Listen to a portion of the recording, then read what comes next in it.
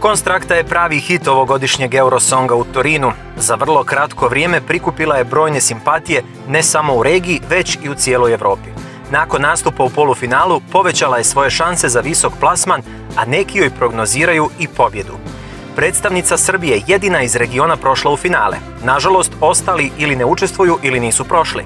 Podrška Konstrakti stiže iz okolnih zemalja, a video koji ćete vidjeti najbolje govori koliko cijela regija navija za Konstraktu.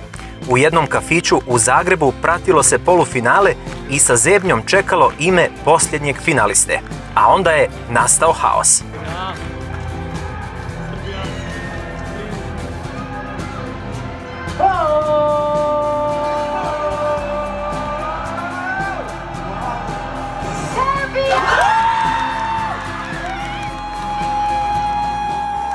Bravo Zagreb, bravo Konstrakta, bravo ljudi.